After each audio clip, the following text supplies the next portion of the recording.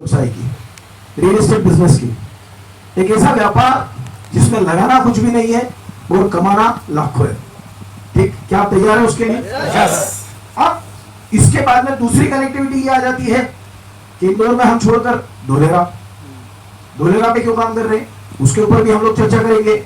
Real estate में काम करके किस तरीके से इनकम को जनरेट किया जा सकता है, कैसे पैसा कमाया जा सकता है, कैसे टीम को बनाया जा सकता है और एक हेल्दी इनकम को जनरेट किया जा सकता है। सबसे पहले बात होगी रियल एस्टेट व्यवसाय की कि रियल एस्टेट व्यवसाय है क्या और इसमें क्या संभावनाएं नजर आ रही है, किस तरीके से इनकम को जनरेट किया कर सकते हैं हम लोग। सबसे पहली बात करता हूं रियल एस्टेट। रियल एस्टेट व्यापार एक ऐसा व्यापार है जहां पर आपकी जेब से कुछ नहीं लगना है, आपके पास से 1 रुपया भी नहीं आपको लगाना है और बात काय की इंसेंटिव की, तो कमाना ही कमाना है। ठीक है, रेडी है उसके लिए? दूसरी चीज, अब होता क्या है रियल एस्टेट के अंदर, हम सब अच्छी तरीके से जानते हैं। मेरे को एक बहुत पहले किसी ने एक उदाहरण दिया था कि रियल एस्टेट में ही इन्वेस्टमेंट बेस्ट क्यों होता है। मुझे कहा कि साहब मुझे तो नहीं पता कि क्यों होता है, क्योंकि वो व्यवसाय मेरे लिए उस समय नया था। तो उन्होंने मुझे एक बहुत सिंपल सी लैंग्वेज समझाई कि यदि हमारे जीवन में कोई समस्या आती है, अच्छा जिसके जीवन में समस्या नहीं आती वो इंसान जिंदा है कि नहीं, पड़ गया? हाँ? भाई समस्या किसके जीवन में आती है ना? जो जिंदा है उसी के जीवन में क्या आएंगी? और समस्या बोले यार मेरे जीवन में तो कोई समस्या नहीं, तो वो 2 प्रकार के लोग हो सकते हैं। एक वो व्यक्ति हो सकता है जिसके हाथ में तुलसी की माला हो और वो हिमालय पे हो, राइट है ना? देखिए क्या चीजें क्या होती, चीजें हमें आसान कब लगने लगती है नीलम मैडम। अब मैं जो बात कर रहा था कि जीवन में समस्या उसी की रहती है जो जिंदा रहता है। तो रियल एस्टेट में या जमीन में इन्वेस्टमेंट बेस्ट क्यों होता है, ये सबसे सेफेस्ट इन्वेस्टमेंट क्यों माना जाता है, वो ये हमें अच्छे रिटर्न क्यों देता है, इसके ऊपर मैं थोड़ी सी एक बात करना चाहूंगा कि आदमी के यदि सेविंग अकाउंट में पैसा रखा है और उसके जीवन में 20 से 30% यदि समस्या आई तो क्या करेगा? सेविंग अकाउंट से निकाल लेगा, कुछ नहीं करेगा, एटीएम में जाएगा, एटीएम डालेगा, खस खस करके आ जाएंगे, नोट आ जाएंगे। ठीक, अब मान के चलो ये हिंदुस्तान की मिडिल क्लास लोगों की मैं एक मानसिकता, मिडिल क्लास और हायर मिडिल क्लास की मानसिकता आप लोगों को बता रहा हूं। यदि किसी के जीवन में 50 से 60%, 70% तक समस्या आई तो वो क्या करेगा? एफडी तोड़ देगा। एफडी क्या करेगा? है ना? ये दूसरा सेविंग का मोड़ आदमी का होता है कि यस और नो। और तीसरी चीज होती है उसके जीवन में 80 से 100% यदि समस्या आ गई तो उसका गोल या तो गिरवी पटक देगा या बेच देगा। ये 3 मोड होते हैं इंसान के पास में सेविंग करने के, जो उसे ऐसा लगता है कि this is the safest mode of saving या इन्वेस्टमेंट। मे आई राइट? क्लियर है? बोल के देखो कंपलसरी है ना? बात आ रही समझ में? क्लियर है? इसमें कोई डाउट लग रहा है आपको? मैं सच बोल रहा हूं दोस्तों। होता ये है और वो पैसा कभी जीवन में बचा नहीं पाता, समस्या आती है और वो वापस जीरो पे आ जाता है और फिर वो बाउंस बैक, रीस्टार्ट, फलाना ढिमका सब कुछ चालू होता है। मानते हैं इस बात को? अब मैं आपको एक चीज समझाता हूं, आदमी ने यदि एक प्लॉट में इन्वेस्टमेंट कर दिया, मैं आपको लिख के दे रहा हूं कि 200 से 300% की समस्या आ जाएगी तो भी वो इसको बेचने का नहीं सोचेगा और 8 से 10 साल में वो उसका इन्वेस्टमेंट 10 गुना, 15 गुना और 20 गुना तक उसको रिटर्न देगा। इसलिए इसको सेफेस्ट इन्वेस्टमेंट बोला जाता है यदि हम इन्वेस्टमेंट की परिभाषा को समझने की कोशिश करें। ये हम जब हमारे इन्वेस्टर्स को एक्सप्लेन करते हैं, जब उसको बताते हैं तो वो रेडी होता है रियल एस्टेट में इन्वेस्टमेंट करने के लिए। अब बात करते हैं कि हेक्टो कॉर्पोरेशन ने धोलेरा को क्यों चुना? वाई धोलेरा? रियल एस्टेट का व्यापार तो हम यहाँ पर भी कर सकते थे, इंदौर में कर सकते थे, मऊ में कर सकते थे, देवास में कर सकते थे, आसपास कर सकते थे, लेकिन हमने धोलेरा को क्यों चुना? हम कुछ वीडियो देखेंगे 2-3-4 मिनट के, इसके माध्यम से हम Dholera smart city, Dholera SIR को समझने की कोशिश करेंगे कि एक्चुअली में ये है क्या और ये यहाँ पर इन्वेस्टमेंट हमने हमारी 4 टाउनशिप वहां पर हम क्यों लेकर आए, ये चीज हम समझ लेंगे। उसके ऊपर हम अगला डिस्कशन करेंगे। Kapil sir. Dholera, the future smart city. Welcome to study IQ। मेरा नाम है आदेश सिंह। दोस्तों 40 साल पहले 50,000 लोगों के घर चाइना के शेंजन शहर के बारे में शायद ही कोई जानता होगा, लेकिन आज वही शहर एक मेगा मेट्रोपोलिस में विकसित हो गया है। शेंजन दुनिया के सबसे अधिक आबादी वाले देश में 4था सबसे बड़ा शहर है। और दुनिया की सबसे बड़ी अर्थव्यवस्था वाले शीर्ष 10 शहरों में से एक है। दुनिया के सबसे युवा शहरों में से एक शेंज़ेन आज innovation, technology, artificial intelligence, startups और बायोटेक का हब बन गया है। हार्डवेयर के सेक्टर में सिलिकॉन वैली के नाम से दुनिया भर में प्रसिद्ध शेंज़ेन का उदय किसी चमत्कार से कम नहीं है। 4 दशकों में शेंज़ेन ने फर्श से अर्श तक का सफर बहुत तेजी से पूरा किया है। लेकिन अगर हम ये कहें कि भारत में भी एक ऐसा शहर विकसित होने वाला है, तो शायद आपका भी इस बात पर विश्वास करना मुश्किल हो। लेकिन शेंज़ेन मॉडल को रेप्लिकेट करने का पीएम मोदी का ऐसा ही एक ड्रीम प्रोजेक्ट है, और उनकी नजरों में न तो दिल्ली, न बेंगलोर, न मुंबई और न ही सूरत का नाम है, बल्कि इंडिया का शेंज़ेन बनेगा अहमदाबाद का एक छोटा सा टाउन धोलेरा। जी हां दोस्तों, अहमदाबाद से 40 किलोमीटर दूर धोलेरा स्पेशल इन्वेस्टमेंट रीजन यानी धोलेरा को स्मार्ट सिटी के रूप में विकसित किया जा रहा है। धोलेरा स्मार्ट सिटी गुजरात के लेटेस्ट प्रोजेक्ट्स में से एक है, जो भारत के सभी स्मार्ट शहरों के लिए एक एग्जाम्पल का काम करेगा। ये इंडिया का मैन्युफैक्चरिंग हब और एशिया का सबसे बड़ा ग्रीनफील्ड प्रोजेक्ट होने वाला है। जिस तरह शेंज़ेन पर्ल रिवर के किनारे पर स्थित है, उसी तरह धोलेरा भी गल्फ ऑफ खंबाट पर स्थित एक एंशिएंट पोर्ट सिटी है। धोलेरा और शेंज़ेन में एक और कॉमन बात है, और वो है इनकी हम्बल बिगिनिंग। इतिहास में देखें तो 1979 तक शेंज़ेन एक मामूली सा गांव हुआ करता था, लेकिन चीन के कोस्ट लाइन पर बसा ये शहर आज ट्रेड के नजरिए से बहुत महत्वपूर्ण है। वैसे ही धोलेरा के आसपास भी मामूली गांव हैं जो मछली पकड़ने का काम करते हैं। सोचिए, अगर शेंज़ेन जैसा शहर भारत में भी बन गया तो अंतर्राष्ट्रीय स्तर पर भारत का स्थान कहां होगा। शेंज़ेन को धोलेरा में रेप्लिकेट करने का यह प्रोजेक्ट अपने आप में एक सपने जैसा है, और इस सपने को पूरा करने की दिशा में कदम बढ़ाए जा रहे हैं।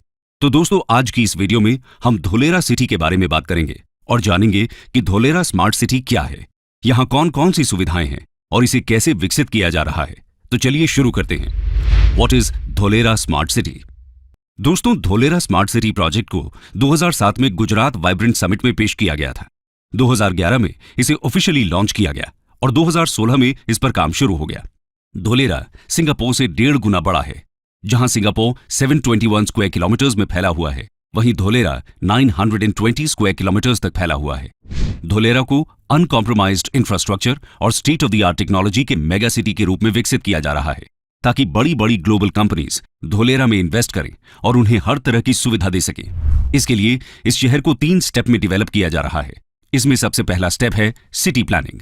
धोलेरा स्मार्ट सिटी भारत सरकार के Delhi Mumbai industrial corridor DMIC project के पहले चरण में विकसित किए जा रहे 8 इंडस्ट्रियल स्मार्ट शहरों में से सबसे बड़ा है। ये एक ग्रीन फील्ड स्मार्ट सिटी है।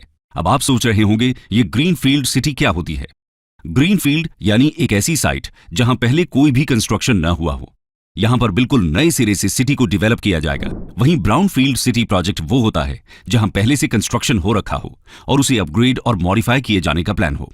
बता दें कि DMIC भारत का सबसे बड़ा प्रोजेक्ट है और ये $90 बिलियन की लागत से बन रहा है। इस कॉरिडोर के जरिए नॉर्दर्न इंडिया को वेस्टर्न इंडिया से कनेक्ट किया जाएगा। इस सिटी को डेवलप करने का दूसरा स्टेप है इसे मैन्युफैक्चरिंग हब और फाइनेंशियल पावर हाउस बनाना। इस कॉन्टेक्स्ट में union minister of commerce Piyush Goyal ने यहां तक कहा है कि Dholera will become world's biggest and best manufacturing hub zone. ऐसा उन्होंने इसलिए कहा क्योंकि ease of doing business policy के तहत धोलेरा में इंडस्ट्री को सेटअप करना इंडिया में किसी भी दूसरे शहर के मुकाबले आसान होने वाला है। इसके अलावा धोलेरा का अपना स्पेशल एडमिनिस्ट्रेटिव और बिजनेस टावर होगा, जिसका नाम ABCD होगा, यानी administrative and business centre for Dholera. ये एक ऐसी बिल्डिंग होगी जिससे पूरे शहर को कंट्रोल किया जाएगा। इसी बिल्डिंग से सभी बिजनेस एक्टिविटीज को अप्रूवल मिलेगा। इसके अलावा पूरे शहर को ICT एंड SCADA जैसे सेंसर और अलार्म से कनेक्ट किया जाएगा। कहीं आग लग जाती है, कहीं भूकंप आता है या कहीं किसी भी प्रकार की दुर्घटना होती है तो इंफॉर्मेशन तुरंत ABCD में पहुंच जाएगी।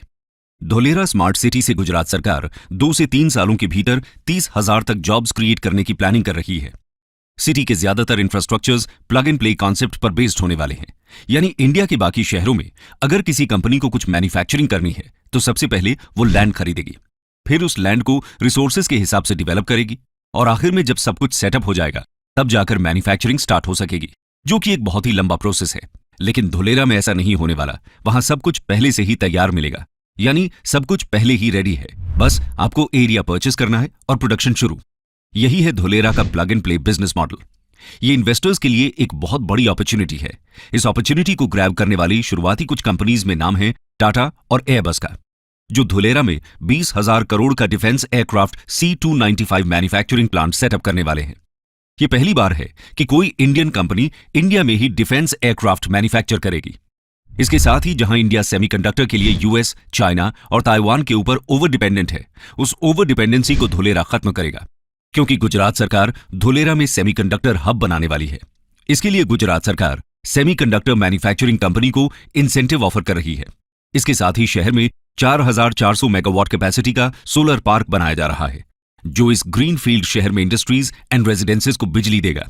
यह भारत का सबसे बड़ा सोलर पार्क होगा। अब आता है इसका तीसरा स्टेप, जो है सिटी इंफ्रास्ट्रक्चर में एडवांस्ड टेक्नोलॉजी का इंटीग्रेशन। इस पूरी सिटी को एक फ्री वाईफाई से कनेक्ट किया जाएगा। हर जगह सीसीटीवी कैमरास इंस्टॉल किए जाएंगे। ट्रैफिक और रोड मैनेजमेंट को आईसीटी नेटवर्क से कनेक्ट किया जाएगा। धुलेरा का फ्यूचरिस्टिक मैनेजमेंट सिस्टम दुबई के न्यूरल नेटवर्क मॉडल पर आधारित होगा। दुबई में 15,000 कैमरास, सेंसर्स, मेजरमेंट डिवाइसेस का नेटवर्क इंस्टॉल किया गया है।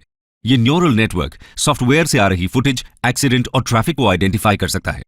यानी अगर किसी तरह का कोई एक्सीडेंट होता है तो तुरंत ही वहां लगे सेंसर्स कंट्रोल रूम को अलर्ट कर देंगे और फिर कंट्रोल रूम लोकल अथॉरिटी को एक्शन लेने के लिए ऑर्डर कर देती है, जिसके बाद immediately emergency services accident site पर पहुंच जाती हैं।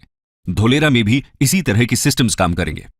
इसके अलावा शहर की सेफ्टी और कानून व्यवस्था को बनाए रखने के लिए धुलेरा का अपना एक कटिंग एज ट्रैकिंग सिस्टम भी होगा। जैसे चाइना अपने क्रिमिनल सिस्टम स्काईनेट का इस्तेमाल करती है।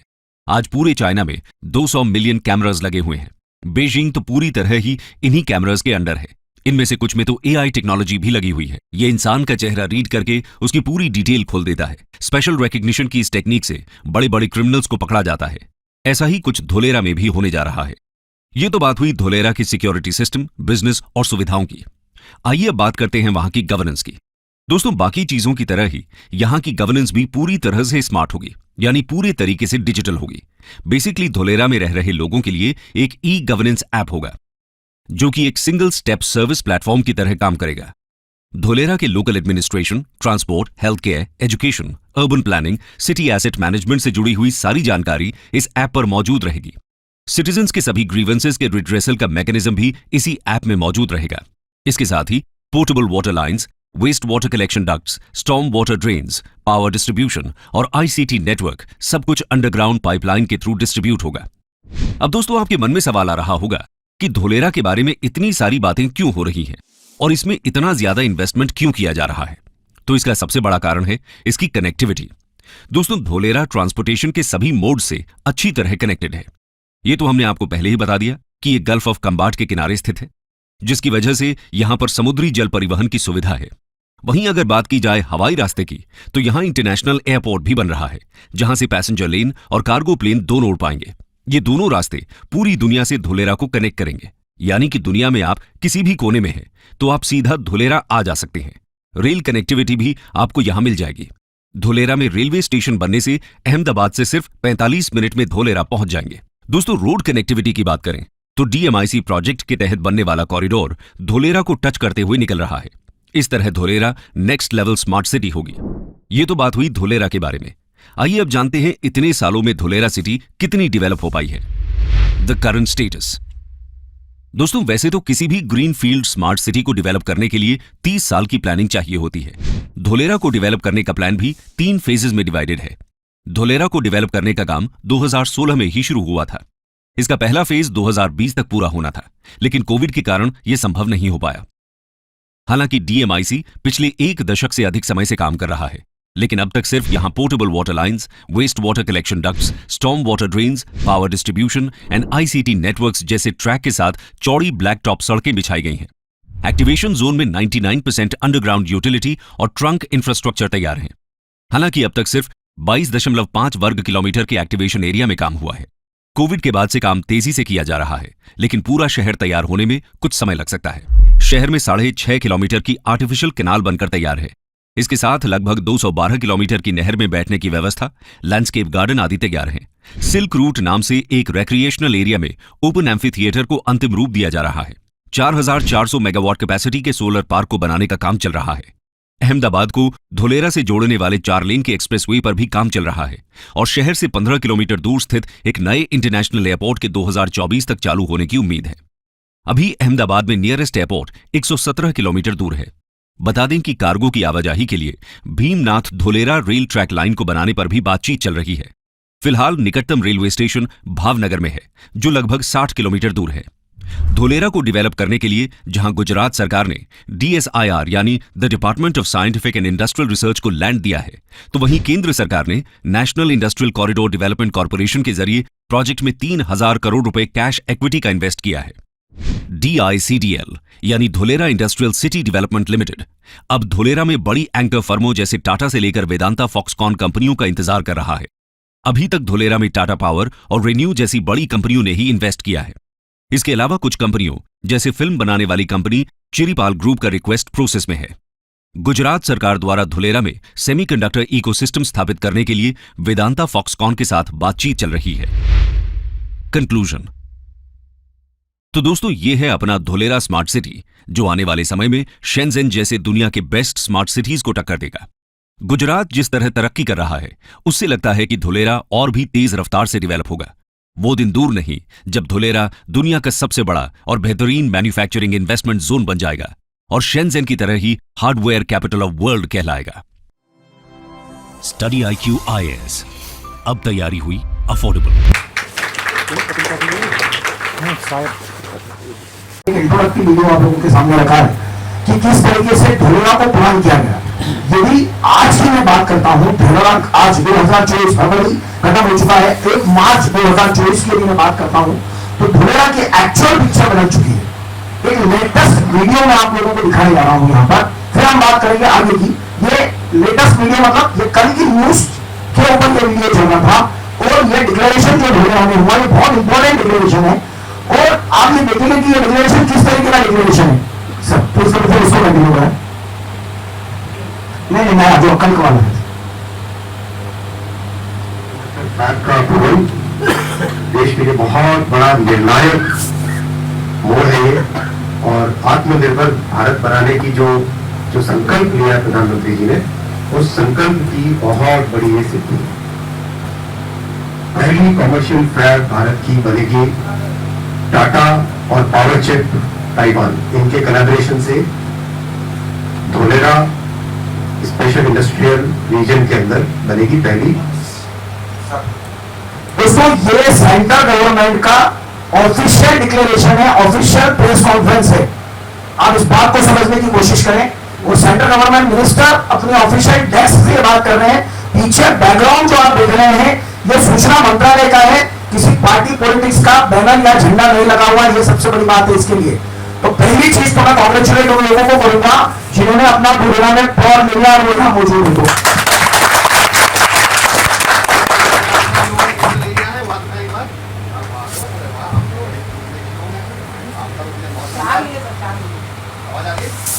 नहीं आ रही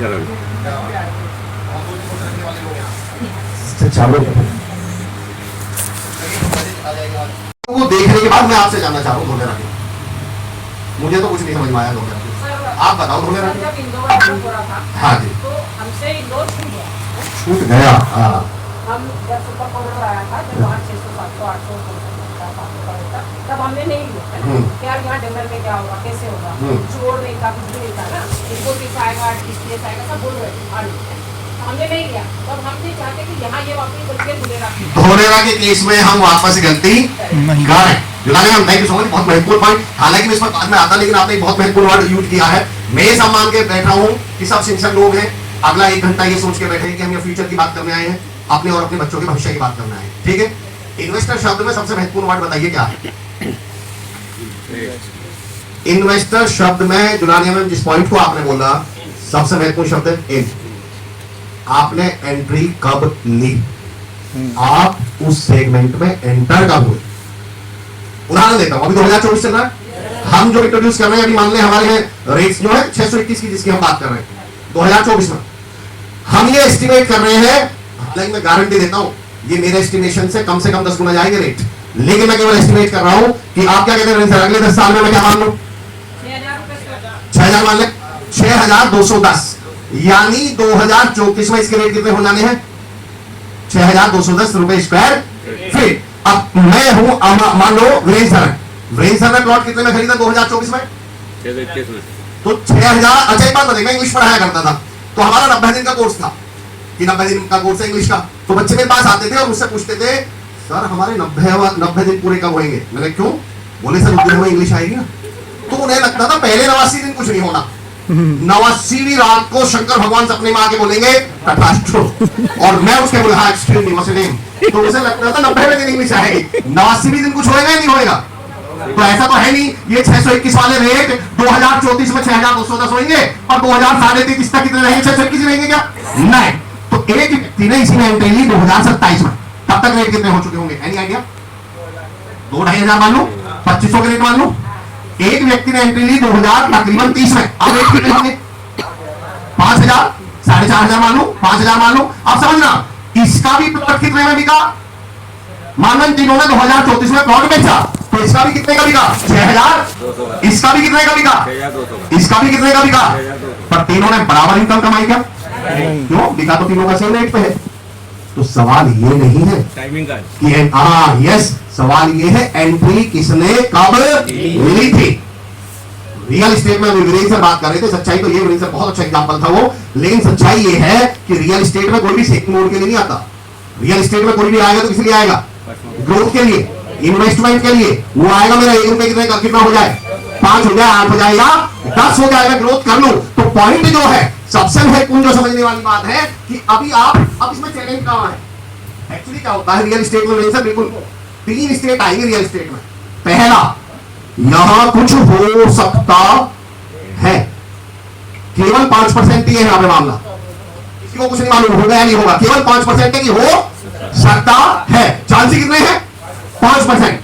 कुछ समय बाद ये किसी स्टेट में बदल जाएगी, यहां होगा, हुआ अभी भी नहीं है लेकिन यहां अब ये कितना आ गया? 15 से। अब कुछ लोग एंट्री लेते हैं यहां होने नहीं, अब तो दिखने लगा होने वाला, और लास्ट स्टेट होती है होने। क्या लगता है सबसे ज्यादा पैसा कौन कमाएगा? क्या लगता है किसकी एंट्री कहां हो, जिसकी सबसे ज्यादा पैसा कमाए? हो सकता है जिसने, अब देखो हम लोग बोल देते हैं कि जिसने पैसा बहुत कमाया, पर यकीन जानिए उसने डिसीजन भी तब लिया था जब 90% लोग डिसीजन लेने की हिम्मत ही नहीं दिखा पा रहे थे। चाहे आप इंदौर की बात करें या फुलेरा की बात करें। अभी आपने एक वीडियो देखा अश्विनी वैष्णव, कौन है अश्विनी वैष्णव? रेल मंत्रालय, अब उनका थोड़ा परिचय हो, फॉर्मर आईएएस है, मतलब आईएएस रहे हैं। आईआईटीएन है कानपुर से, मंत्रालय कौन सा है? रेल। रिप्रेजेंट किसको कर रहे हैं? धोलेरा को।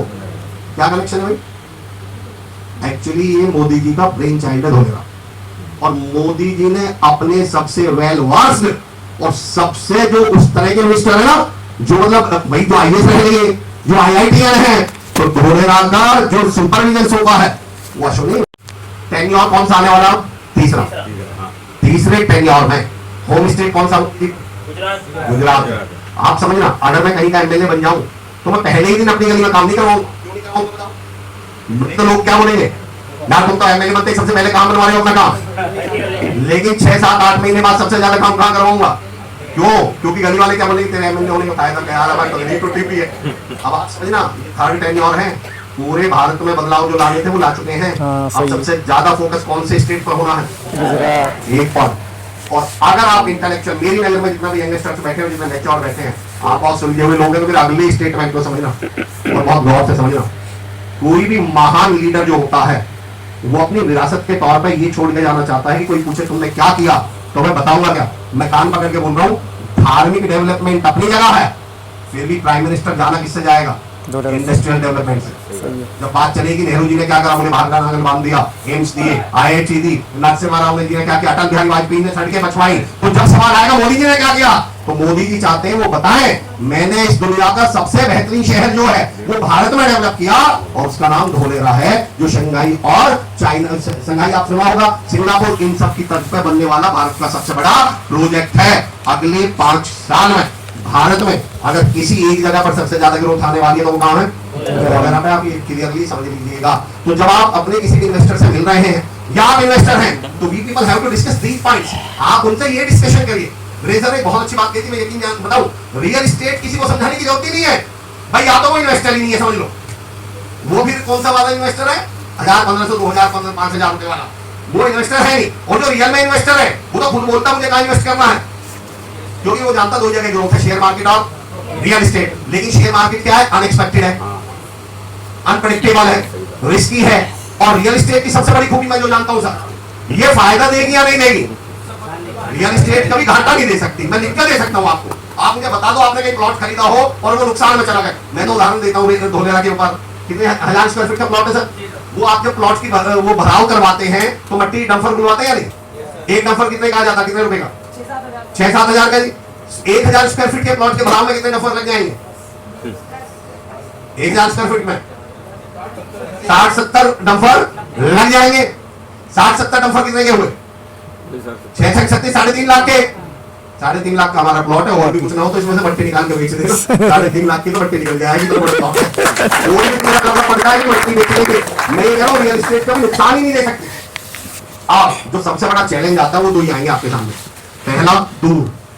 दिमाग में क्या आएगा सामने वाले के? इसमें ऑब्जेक्शन हैंडलिंग केवल 1 सेकंड के, केवल 1 सेकंड की। अगर आप जरा से भी थोड़े से एक्टिव है ना, तो सामने वाले से बस एक ही सवाल पूछ लिया करो कि सर बच्चे को क्या करवाना चाह रहे हो? बोले जी IIM में चाह रहा हूँ ना, मैं चाहता हूँ मेरा बेटा डॉक्टर बन जाए, या मेरा बेटा क्या बन जाए? IIM MBA करे, या क्या करे? इंजीनियरिंग। बोले जी कहां से? बोले यार IIT तो कौन सी अच्छी है? मुंबई। बोले आपको नहीं लग रहा दूर है, कहीं पास वाले कॉलेज में सीख करवा लेते? एक्चुअली जब आप IIT करवाओगे तो पास वाले से करवाओगे, बढ़िया वाले से करवाओगे? जब आप MBA करवाओगे पास वाले से करवाओगे? मेरे एक दोस्त ने मुझसे पूछा, यार बच्चे को ना करियर में बहुत आगे बढ़ाना मैं चाह रहा हूँ, मेरा बच्चा कुछ करे, कोई आसपास बड़ी कॉलेज बता देना। मैंने कहा वाले भाई करियर में दूर जाना चाह रहे हो, कॉलेज पास करोगे? अगर करियर में दूर जाना है तो कॉलेज आपके पास नहीं होना चाहिए, कॉलेज अच्छा होना चाहिए। तो जब कोई मुझसे बोलता है ना धोलेरा बहुत दूर है, तो मैं हमेशा कहता हूँ मेरे दोस्त, प्लॉट आपके पास नहीं होना चाहिए, प्लॉट एयरपोर्ट के पास होना चाहिए, उसके रेट तब बढ़ेंगे। मेरे पास प्लॉट के रेट नहीं बढ़ेंगे कि हम 24 के पास रहना, रेट बढ़ा दो इसके। रेट कब बढ़ेंगे प्लॉट के? जब उसके आसपास क्या है? आप मुझे बताइए इस वीडियो से आप क्या समझे, क्यों बढ़ेंगे धोलेरा के अगले 10 साल में 10 गुना से ज्यादा रेट? अब आप बताइए, मैं नहीं बताऊंगा, कोई भी बताओ आपको क्यों समझ में आया कि अगले 10 साल में धोलेरा के 10 गुना रेट बढ़ने की संभावना है? क्यों? Any idea? मैं कनेक्टिविटी, क्या कनेक्टिविटी समझ में आई? मैं बताइए बिल्कुल। आपको मालूम है कौन सा एयरपोर्ट बन रहा है यहाँ पे? International airport. इंटरनेशनल भी कौन सा? कार्गो भी और पैसेंजर भी। कार्गो भी और सर मैं तो हमेशा पूछता हूँ कि भाई किसी भी चीज के रेट आप कैसे बढ़ाओगे? भाई किसी भी चीज की वैल्यू, किसी भी चीज का रेट बढ़ता कैसे है? कभी आपने सोच के देखा? अच्छा एक चीज हो, एक आर्टिकल है क्या कभी भाई? पीएम मोदी जी कब विजिट कर रहे हो? 12 मार्च को। 12 मार्च को। कितनों ने खबर सुन ली? आज की खबर है ये तो। पीएम मोदी विजिट कर रहे हैं 12 मार्च। देखो हम सब सेंसिबल बैठे हैं, मैं फिर कह रहा हूँ हर बात से मतलब निकालनी चाहिए, मीनिंग क्या है इस बात का, ये मैसेज क्या देना चाह रहा है। मैं तो वीडियो दिखाने के बाद सही बताऊं, मैं ये सोच रहा हूं हम क्यों बोले, पता है कैसी बात हुई? एक मेरा दोस्त था, वो जल गया 70%, खैर बच तो गई उसकी जान। हमने उससे पूछा यार बाकी तो भाग गए थे, तू क्यों नहीं भागा? बोले वो जो आया था वो ये चिल्लाते आया था, आग लग गई। तो मैंने तू भागा क्यों नहीं? बोले उसने ये थोड़ी भी कहा था कि भागो भी। वो ये चाह रहा था कि ये बोलने के बाद आग लग गई, ये भी वही कहे कि भागो। तो ये वीडियो भी हम ही दिखाएं, पीएम मोदी विजिट कर रहे हैं ये भी हम ही बताएं, धोलेरा में सेमीकंडक्टर प्लांट लग गया ये भी हम बताएं, फिर ये भी हम कहीं खरीद लो। ये तो हमें समझ में आ गया होगा ना कि भाई खरीद लो। अब मैं एक पॉइंट कहना चाह रहा हूँ, PM to visit Dholera SI और मार्च 12। अब मेरा अगला पॉइंट पर गौर करना। सब जितने भी लोग बैठे हैं सब आप में से अवेयर लोग हैं, मोदी जी रोज कहीं ना कहीं वर्चुअली क्या करते हैं? सही बात, वर्चुअली करते हैं या नहीं करते? वर्चुअली करते हैं या नहीं? हम मेरे पॉइंट को समझ, एक आदमी को आप फोन पे बर्थडे की बधाई दें और एक को उसके घर जाके बधाई दें, आपकी नजर में ज्यादा महत्वपूर्ण कौन सा होगा? घर जाके सोचिएगा। अगर इस धोलेरा में दम नहीं होता ना और धोलेरा का महत्व कम होता तो मोदी जी इसका उद्घाटन भी कहां कर रहे होते? वर्चुअली। जब आपको ये मैं कहता हूं खबरों से मतलब निकालिए ना, इतने सेंसिबल तो हम होने चाहिए कि ये खबर मीनिंग क्या दे रही है, ये खबर का मैसेज क्या जा रहा है, ये खबर कहना क्या चाह रही है। आपके क्षेत्र का MLA, आपके क्षेत्र के मेयर, आपके क्षेत्र के जो MP हैं वो किसी कार्यकर्ता के घर पहुंच जाए तो ये मीनिंग तो आपको समझ में आनी चाहिए ना कि मैसेज क्या दिया जा रहा है। अगली बार प्रमोट किसको किया जाएगा? इसको किया जाएगा, इसको वैल्यू दी जा रही है। तो अगर पीएम मोदी खुद विजिट कर रहे हैं, खुद जा रहे हैं वहां पर, पिछले जब मैं अहमदाबाद था 2 महीने पहले, मैं किसी और कारण से था, वहां 10-10 हजार करोड़ के लोग थे जिस स्टेशन में मैं था, और वहां they were discussing about Dholera. Point समझे ना क्यों? उसका रीजन भी बताना चाह रहा हूं मैं आपको। ये मैसेज कैसे मिलते हैं हमें समझ में क्यों आने लगता है कि जब ये अभी पिछले 3 महीने में विजय रूपाणी जी ने 3 विजिट करी है। विजय रूपाणी जी कौन है? मुख्यमंत्री गुजरात के, सॉरी अभी जो वहां के मिनिस्टर CM साहब है तो पटेल था, उन्होंने 3 विजिट करी है पिछले 3 महीनों में धोलेरा की। एक CM के पास इतना समय लग रहा कि वो एक ही जगह की 3 विजिट करके आएंगे 2 महीने में। फिर उसके बाद आज विजिट किसकी हुई है? टाटा के जो चेयरपर्सन है नटराजन साहब, टाटा का चेयरपर्सन विजिट कर रहा है, समझिए विजिट अगर कोई लोकल, भाई टाटा की तो हजारों जगह कंपनी डल रही है, हजारों जगह प्लांट डल रहे हैं, तो वो अपने किसी जूनियर ऑफिसर को भी तो भेज सकते थे, पर विजिट पे कौन आया? टाटा के चेयरपर्सन। कल का जो इन्वेस्टमेंट है, ये जो अभी आप सुन रहे थे सेमीकंडक्टर चिप, कितने का इन्वेस्टमेंट है कल टोटल? किसी ने पढ़ा? 91,000 करोड़। वैसे टोटल पता कितना वो? 91,000 करोड़ तो केवल टाटा का है। कल में वहां पे 3 जो घोषणाएं हुई है, 1,26,000 करोड़ का है। मेरे कुछ युवा साथी बैठे हुए हैं, कई देशों की जीडीपी नहीं है 1,26,000 करोड़। आप इन सब चीजों के मैसेज समझिए कि क्यों धोलेरा में ही क्यों करूं। तो जब आप किसी इन्वेस्टर के पास बैठेंगे, दूसरा इन्वेस्टर का सबसे बड़ा चैलेंज है, भाई मुझसे कम लो और मुझे ज्यादा दो। मतलब अगर आप इंदौर में इन्वेस्ट करवाना चाहे कहीं भी, तो 50 लाख से कम करेगा क्या? मतलब कहां करवाओगे 50 लाख से कम? धोलेरा में आप कहां से शुरू कर सकते हो? 3.5 लाख, 6 लाख, 10 लाख, 12 लाख, 15 लाख।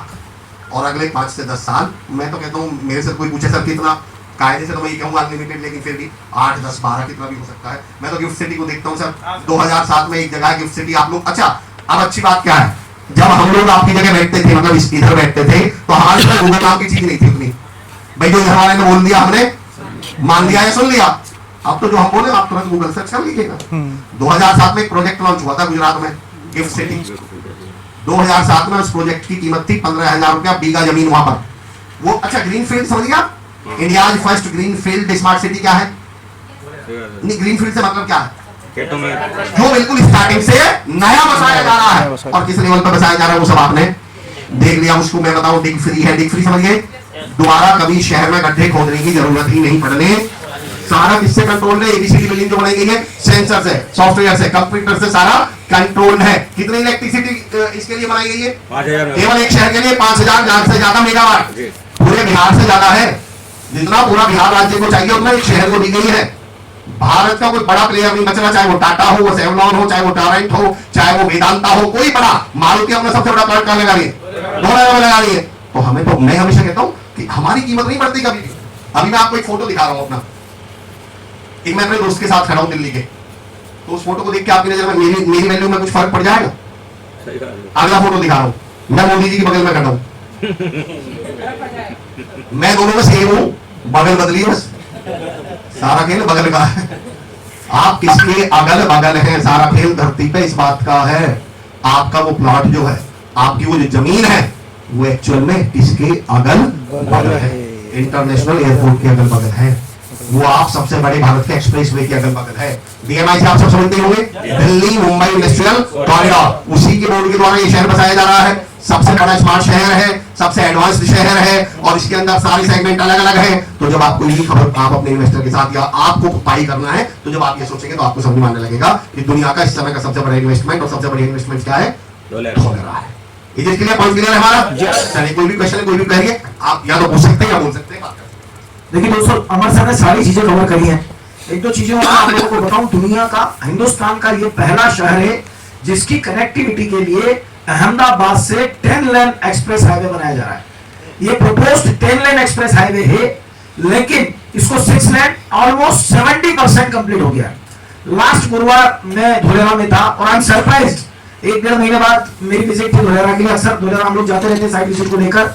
आपको बताऊं, रेनो पावर का जो प्लांट है, जो कि वहां पर सोलर प्लेट बनाएगा, वो 100 एकड़ में रेनो पावर का जो प्लांट है, वो प्लांट ऑलमोस्ट रनिंग कंडीशन पे है। मैंने वहां के लोकल अथॉरिटीज से बात करी, तो उन्होंने ये बताया कि हमारा 25% स्टाफ आना शुरू हो चुका है। वहां पर एक्चुअली में उनकी स्टाफ बसेस खड़ी थी। रेनो पावर फुल लोड पे चालू हो जाएगा दिसंबर 2024 तक। मैं वहां पर गया, इंटरनेशनल एयरपोर्ट। देखिए, 2-3 चीजें आप लोगों को बहुत क्लियर करता हूं। हम जब रियल एस्टेट के व्यवसाय में काम करते हैं, तो हमारे लिए सबसे इंपॉर्टेंट कौन व्यक्ति होता है? हमारा इन्वेस्टर। यस और नो? यस। क्योंकि हमारा इन्वेस्टर एक बार जब हमारे साथ में सेफेस्ट इन्वेस्टमेंट करेगा, मैं आपको एक चीज बताता हूं। आज ही मेरे को सरिता मैडम ने एक स्टोरी शेयर करी। एक डिस्ट्रिक्ट जज है रिटायर्ड उज्जैन में, उनको हमने 3 प्लॉट दिए हैं, और उनके 2 प्लॉट की रजिस्ट्री लेकर सरिता मैडम कल उनके घर पर गई। और जब वो रजिस्ट्री किसी जज को हैंडओवर करी जा रही है, और उन्होंने उसको माथे से लगाया, और उन्होंने बोला, आपका हिप्पो कॉर्पोरेशन मैंने देखा नहीं सकता, तेरे कहने पे मैंने पैसे लगाए, लेकिन तुम्हारे हिप्पो कॉर्पोरेशन की एक बात बहुत जबरदस्त है। बोले सरिता, जो कमिट करा हिप्पो कॉर्पोरेशन ने, उसके पहले मेरा काम करके दिया। ये ब्यूटी है। दूसरी चीज, और पूजा घर में उस रजिस्ट्री को रखा, और आप मानेंगे नहीं कल की क्लोजिंग में 2 प्लॉट उनके और हमारे पास में आ चुके हैं। तो आप एक बात समझिए कि आपका इन्वेस्टर आपके लिए बहुत इंपॉर्टेंट है। जब आपका इन्वेस्टर आपके ऊपर फेथ करता है, आपके ऊपर विश्वास करता है, और आपकी बात एक्चुअली में जो अमर सर ने ग्राफ बनाया था, हो सकता है होगा ये और वो, आप मानेंगे नहीं, मैं लास्ट मई में हमारे एमडी सर के साथ में हमारी कोर टीम जब फर्स्ट विजिट धोलेरा की करी थी, मुझे भी नहीं लग पा रहा था कि हम ये कर पाएंगे। लेकिन दोस्तों आप लोगों को बताओ, जुलाई के अंदर हम लोगों ने उसको लॉन्च किया, सितंबर के अंदर हमारे पास में सारी चीजें उसकी कंप्लीट हुई। हमारी हिप्पो सिटी 1 मेरे देखते देखते हिप्पो सिटी 1 जो है वो 70% बिक चुकी है। और दूसरा सबसे इंपॉर्टेंट चीज जो बोला धोलेरा के बारे में, जो अमर सर ने अभी बताया कि नरेंद्र मोदी जी, और जो गिफ्ट सिटी की बात करी, देखिए गवर्नमेंट का टारगेट था गिफ्ट सिटी, जो कि ऑलमोस्ट प्रोजेक्ट कंप्लीट हो गया, और दूसरा जो टारगेट है गवर्नमेंट का वो है सिर्फ धोलेरा।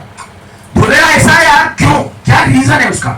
इसका आपको बहुत बड़ा रीजन नहीं मैं बताता, एक छोटा सा सिंपल सा रीजन समझता हूं। नरेंद्र मोदी जी की वो हर इंसान जानता है कि अगले जो प्राइम मिनिस्टर होंगे वो हमारे नरेंद्र मोदी जी हैं। नरेंद्र मोदी जी की थर्ड टर्म में हिंदुस्तान को तीसरी सबसे बड़ी आर्थिक महासत्ता उन्हें बनाना है। इस बात को आप लोग मानते हैं? वो आर्थिक महासत्ता यदि हमें बनाना है तो उसके पीछे रीजन सिर्फ एक ही है, हमें बनना पड़ेगा दुनिया का सबसे बड़ा एक्सपोर्टर। मानते हैं इस बात को? सबसे बड़ा निर्यातक देश, और हमें उसके लिए जरूरत होगी मैन्युफैक्चरिंग यूनिट्स की। यदि मैं व्यापार की बात करता हूं, बिल्कुल व्यापार की बात करता हूं, बहुत टेक्निकल सिंपल सी आप आपके इन्वेस्टर को समझाना। आप एक बात मान के चलिए, हमारे पास में सिर्फ एक शहर ही हिंदुस्तान में ऐसा है जो सभी तरीके से व्यवस्थित प्लान्ड वे में बनाया जा रहा है। वहां पे रोड जो बन रहे हैं उस पर किसी के दादाजी नहीं घूम रहे, क्योंकि वो रोड ही नया बना है। बात आ रही समझ में आपको? समझे बात को? सब कुछ पहली बार, वो सब पहली बार सारा वो सबसे बड़ा एडवांटेज गवर्नमेंट को वहां काम करने के लिए किसी किसान के हाथ पैर जोड़ने की जरूरत नहीं है, क्योंकि 81% लैंड किसका है? गवर्नमेंट का खुद का। आपको पता है 5000 एकड़ में टाटा पावर ने वहां पर सोलर प्लांट लगाया। अमर सर ने एक बात बोली थी, ग्रीनफील्ड स्मार्ट सिटी। ग्रीनफील्ड का मतलब यह हुआ क्योंकि वहां पर जितनी भी एनर्जी यूज की जाएगी वो सब ग्रीन होगी। बात आ रही समझ में? नेचर को बिना डिस्टर्ब करे 5000 एकड़ क्या करा गवर्नमेंट ने? खुद की जमीन थी, टाटा को बोल दिया आप प्लांट लगा लो, जमीन ले लो फ्री में। 100 एकड़ में सोलर प्लेट बनाने का प्लांट, 100 एकड़ कितनी बड़ी जगह होती है। वो प्लांट को जब आप देखते हो खड़े होकर, यहाँ पर मेरे साथ जो लोग गए थे उन्होंने देखा होगा उसको, जब आप खड़े हो तो उसका छोर नजर दिया था, चारों तरफ घूमते हैं उसके, समुद्र दिखता। आप सोचिए। दूसरी इंपॉर्टेंट चीज मैं आप लोगों को बताऊं, मिनिमम रोड साइज है 150 फीट चौड़ा। इंदौर में तो एक ही रोड बना 60 फीट का, उसका नाम ही पड़ गया 60 फीट रोड। कहा रहता भाई बंदा ले लिया नहीं 60 फीट रोड भाई। बात आ रही समझ में? आपका इन्वेस्टर किस लेवल पर जाएगा और किस जगह पर वो पहुंचेगा। दोस्तों यदि मैं बात करूं हिप्पो इंफ्रा की, सबसे कम दाम है हमारे, और सबसे फास्ट सर्विस है हमारी, और सबसे बेटर रिजल्ट है हमारे। क्यों? उसके पीछे रीजन ही एक है, वी आर नॉट ब्रोकर, हम जमीन के मालिक हैं। आप सब जितने एग्जीक्यूटिव बैठे हैं कंपनी के, वो सब जमीन, आप अपनी जमीन को बेच रहे हैं। किसको बेच रहे हैं आप? अपनी जमीन को बेच रहे हैं। लास्ट पॉइंट जिसमें वीरेंद्र सर भी डिस्कस कर रहे हैं, why hippo corporation. Real estate भी हो गया, धोलेरा भी हो गया। अब आप भी समझिए, आपके हिप्पो कॉर्पोरेशन के साथ एज एन एसोसिएट में देखूं तो रियल एस्टेट में 2 महीने की होल्डिंग चलती है पैसे की, हमारे यहाँ कब मिल जाता है? 12 तारीख को। लेकिन मैं इन्वेस्टर के पॉइंट ऑफ व्यू से बात कर रहा हूं, क्योंकि हम फिलहाल इन्वेस्टर के पॉइंट ऑफ व्यू से नहीं बात करने में थे। जमीन के मामले में चैलेंज करता हूं, कभी भी इन्वेस्टर घाटे की चिंता नहीं करता कि घाटा हो जाएगा, चिंता होती है फ्रॉड की। एक इसी चीज की बात करना चाहूंगा, बात निकल जाएगी। आप पता है यहाँ पर हमारी एक एग्जीक्यूटिव बैठी हुई शाहीन कुरैशी, पिछले 3 साल से रियल एस्टेट के बिजनेस में थी, और एक्चुअली में उसने अपना कमीशन लिया नहीं था, उसको अपना जो इंसेंटिव था वो नया प्लॉट में लेना था उसको, तो उसने उसमें एडजस्ट करा। तो कल उसका सारा मैंने करा, उसका वाउचर मैंने दिया इसको शाहीन को, ठीक है ना। तो शाहीन को जब मैंने वाउचर दिया, शाहीन मैडम को, तो शाहीन ने वाउचर देखा, बोले सर इतनी ट्रांसपेरेंसी कि मेरे क्लाइंट की 4,500 रुपए की किस्त जमा हुई है तो उसका भी कमीशन शो कर रहा है। आप सोचिए, पूरी डिटेल के साथ में वो वाउचर था, वो जो कैलकुलेट उसने किया था उससे ज्यादा का वो वाउचर बना। सोचिए कौन सी रियल एस्टेट कंपनी करके दे रही है आपके एक रुपए का हिसाब। हमारा सॉफ्टवेयर इतना शानदार है। इन्वेस्टर का सबसे बड़ा चैलेंज होता है, वो घाटा होता ही नहीं, सही बताऊं। उसे इस बात की टेंशन नहीं है मैं गुजरात ले लूंगा तो घाटा हो जाएगा, उसे पता टेंशन किस बात की है, यार मैं इतनी दूर लूंगा कि गड़बड़, सारा खेल है उसका। जी बिल्कुल, मैं गारंटी देता हूं, आप मुझे अमेरिका में दिलवा दो जगह, चैलेंज मुझे इस बात में थोड़ी आ रहा है, इतनी दूर है। आपका जो पास में प्लॉट है उस पर गए हुए भी 10 साल हो गए होंगे आपको, ये दूर पास तो फालतू की बात है। सारा चैलेंज क्या होता है सामने वाले को कि यार कोई मामला गड़बड़ तो नहीं हो जाएगा। हिप्पो कॉर्पोरेशन की जो रियल एस्टेट में सबसे बड़ी खूबी है, और आपने महसूस भी कर ली होगी जिन लोगों ने काम किया है, यहाँ सबसे बड़ी खूबी सारी किसके नाम है? हम रजिस्ट्री कर रहे हैं, हम रजिस्ट्री करवा नहीं रहे। रजिस्ट्री कौन कर रहा है? हम करके दे रहे हैं। सुनील सर के नाम से ही रजिस्ट्री होने वाली है, नामांतरण साथ के साथ होने वाला है। तो हिप्पो कॉर्पोरेशन की तरफ से तो सारे जो लीगल डॉक्यूमेंटेशन है वो सब A to Z बिल्कुल अलाइंड है, बिल्कुल परफेक्ट है। तो सबसे बड़ी बात क्या होती है, सामने वाले को लगता है रजिस्ट्री, बोले जी जब आप पेमेंट कर देंगे आपकी रजिस्ट्री तुरंत की तुरंत साथ के साथ हो जाएगी, और नामांतरण भी आपको साथ के साथ, मतलब जितना भी उसमें टाइम लगता है उतने समय में मिल जाएगा। अब आ जाओ गुजरात पे, आप में से एक भी दिल पे हाथ रख के बता दो, ज्यादा सेफ कहां महसूस करता आदमी अपने आप को? छोड़ दो जमीन की तो छोड़ दो, स्टेट वाइज पूछ लूं तो भी भारत में सबसे ज्यादा सेफ कहां महसूस करोगे आप? भाई अगर प्रशासनिक तौर से देखो या कानूनी तौर से देखो, जो गुजरात के रूल्स एंड रेगुलेशंस और कानून है वो अपने आप में इतने टफ हैं कि वहां तो आदमी सबसे ज्यादा सिक्योर फील करता है। तो जब आप रियल एस्टेट की बात कर रहे हो तो गुजरात को ये टूल यूज किया करो कि गुजरात की जमीन ज्यादा सेफ है, ज्यादा सिक्योर है बजाय किसी और स्टेट के, किसी और जगह के, क्योंकि वहां के जो रूल्स और रेगुलेशन है, भाई रजिस्ट्री को ही लेकर वहां कितने ट्रांसपेरेंसी है, कितना मतलब कितना मैं समझता हूँ कि भाई बायर के भी पास क्या आता है वहां। मुझे तो बड़ा आई वाज रियली अमेज्ड कि जब वो रजिस्ट्री होती है तो एक लेटर बायर के पास आएगा, एक लेटर सेलर के पास आएगा, और बायर से पूछा जाएगा कि आपका जो पोजीशन है वो मिल चुका है, अगर नहीं मिला है आपको कोई भी चैलेंज है तो आप हमें इन्फॉर्म कर दें, हम अपने स्तर आपको भाग दौड़ करने की जरूरत नहीं है, वो रजिस्ट्रार साहब ही रोक लगा देंगे उस पर, आपको तो कुछ करने ही नहीं जरूरत पड़ेगा गुजरात में। और सेम आएगा सेलर के पास कि भाई आपके पास अमाउंट आ गया क्या, और अगर नहीं आया तो आप इन्फॉर्म कर दें। एक तो होता है कि आपको वहां चक्कर काटने पड़ रहे हैं, वो तो कह रहे हैं केवल एक बार आप हमें इन्फॉर्म कर दें, बाकी जिम्मेदारी तो किसकी है? हमारी, आपको कुछ करना ही नहीं पड़ेगा। तो अगर आप इन 2 पॉइंट पे काम कर गए तो मैं समझता हूँ $2 से बड़ा इस समय का इन्वेस्टमेंट इस समय तो भारत में मुझे कहीं दूर तक दिखाई पड़ नहीं रहा है। तो इन लोगों काम करिए, आप लोग आगे चलिए। जिन लोगों ने काम किया उनके एक्सपीरियंस अगर वो शेयर करना चाहें। हाँ एक्चुअली मैं देखिए हमारे सर को सॉरी के बीच में रोक रहा हूँ। एक्चुअली मैं क्लोजिंग का महीना था, अभी 29 तारीख हमने क्लोजिंग करिए कि नहीं करिए, और उसमें लोगों ने धमाके भी करे कि नहीं करे? अरे तो धमाके की आवाज ऐसा थोड़ी जोर से निकालना चाहिए, क्योंकि वो धमाके आपके चेक में रिफ्लेक्ट होने वाले हैं, आपके पे आउट में रिफ्लेक्ट होने वाले हैं। हाँ हाँ सर, एक वो मेरी बात सुनिए सर, वो एक दिन अपन ने जो क्लोजिंग बढ़ा थी ना उसका बेनिफिट मतलब छोड़ते ही नहीं है सर। हाँ मतलब छोड़ते ही नहीं है सर, ये छोड़ते नहीं है। एक दिन भी यदि हमने बढ़ा दिया क्लोजिंग का तो उसका भी फायदा इन लोगों ने उठा लिया। लेकिन 2 चीजें हैं दोस्तों जो सर ने बात करी, हमारे लिए इंपॉर्टेंट है हमारा इन्वेस्टर, और उससे भी ज्यादा इंपॉर्टेंट है आज की तारीख में हम अपने वालों के। मैं छोटी सी 2 लाइनें और कहकर अपनी बात को विराम दूंगा, फिर हम लोगों को सम्मानित करने की बात करेंगे। देखिए दोस्तों, आज तक हुआ क्या था, हिंदुस्तान का 70 से 80% आबादी रियल एस्टेट में इन्वेस्टमेंट नहीं कर सकती। आप मुझे एक बात बताइए, 50,000 रुपए महीना कमाने वाला 22 लाख का प्लॉट खरीद सकता है क्या? 50 लाख का 30 लाख का प्लॉट खरीद सकता है क्या?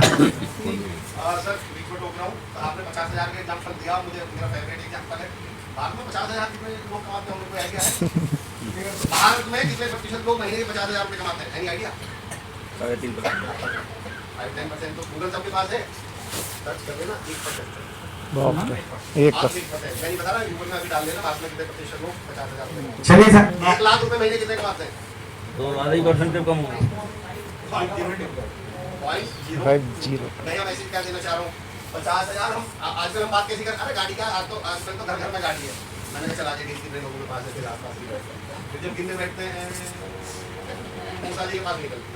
तो ये कहने में बहुत आसान है कि 50,000 रुपए कमाने वाला भी 50,000 भी कमा कितने रहे हैं, लेकिन आप जब हमारे साथ एसोसिएट होंगे तो ये 50,000 आपके लिए कितने आसान है और इन्वेस्टर के लिए कितने आसान है। दोस्तों ये आप जैसा अमर सर ने बात बोली, आज की तारीख में हमने जो रियल इन्वेस्टमेंट लेकर आए 20 से 25-15,000 रुपए महीना कमाने वाला भी 40% डाउन पेमेंट 1.5 लाख रुपए जमा करके 4,300 की किस्त खरीद के रियल एस्टेट में इन्वेस्टमेंट कर सकता है, और आप करवा सकते हैं।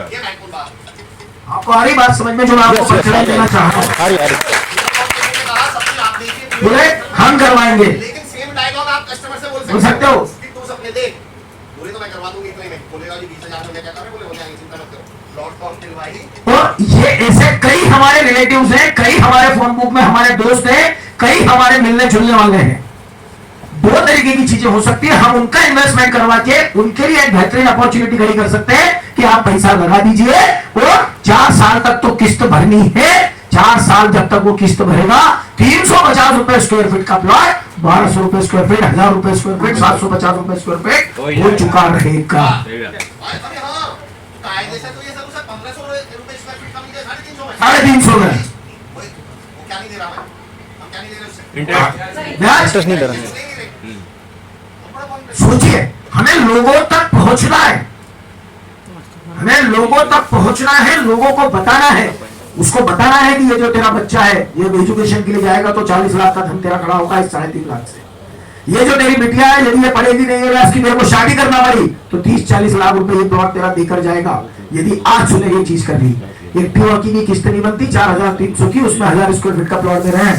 इको इंफ्रा, ये पंचलाइन यदि आज आपने किसी को दी अपने वाले को, तो दोस्तों ये वादा है मेरा जिंदगी भर आपसे, आपको वो अपनी दुआओं में याद रखेगा कि भाई ने मेरे को प्लॉट दिलवा दिया था, आज मेरा इतना बड़ा काम इस प्लॉट की वजह से हो गया। मानते हैं इस बात को?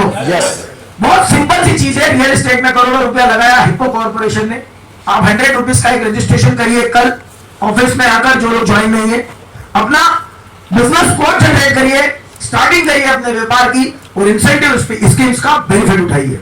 दूसरी चीज लगातार आपके लिए फायदेमंद चीज है, 3 तारीख को संडे के दिन हमारा फुल डे एजुकेशन प्रोग्राम है, उसमें बैठ के तैयार हो जाइए मैदान में कूदने के लिए। हमने आपको सूट भी पहना दिया, हमने आपको हथियार भी दे दिया और उस हथियार में आपको हमने गोलियां भी डोनेट कर ली। अपने और अपने परिवार के सपनों को पूरा करने के लिए हिप्पो कॉर्पोरेशन से हाथ मिलाइए और व्यापार की शुरुआत कीजिए। यह अपॉर्चुनिटी आपके लिए है, आपके लोगों के लिए है। Thank you. अब हम उन लोगों से मिलेंगे जिन्होंने आज इस बेनिफिट का फायदा उठाया। थोड़ी सी कपिल जी से मैं मदद चाहूंगा यहाँ पर कि कंप्यूटर से ऊपर निकल के मुद्दे को ऊपर देखें, इधर आना मुझे ध्यान लगे, मदद तो आप दे दें, है ना? मेरे साथ कपिल जी आ जाए, जी का खुद मंच में।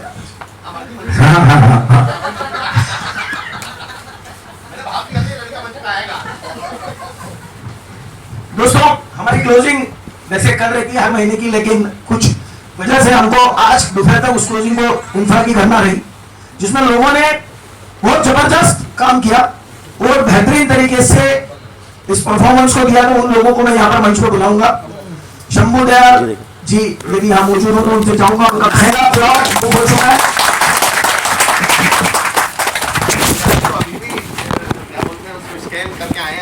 जी जी जी जी, आइए सर मंच पर, स्वागत है आपका। क्या बात है, आइए।